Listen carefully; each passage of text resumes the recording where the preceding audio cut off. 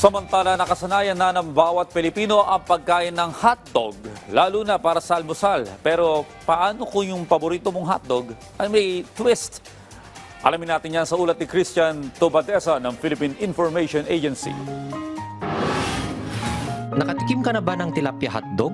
Isang homemade tilapia hotdog ang inaasahang magiging bagong produkto na maipapakilala at mebebenta ng mga miyembro ng Nagtipulan Fisherfolk Organization sa bayan ng Lagangilang, Abra. Naging posible ito matapos ang isinagawang special training on tilapia hotdog processing sa pangunguna ng Bureau of Fisheries and Aquatic Resources o BFAR kasama ang TESDA. Daytoy po nga training ka mangtud kanya dati nayon daytoy pagaamuda ta dagiti tilapia dahaan laangan nga malako nga live or fresh tatanket mabalinan nga ila ko David value addingen ika adati nayon nga balor DJ paglakwan danta mabalin nga ma-processin into tilapia hotdog. Ang nasabing programa ay bahagi ng Special Area for Agricultural Development o SAAD program na naglalayong maghatid ng mga proyektong makapagpapalakas sa kabuhayan ng mga komunidad sa kanayunan. Agyaman kami mitasar kay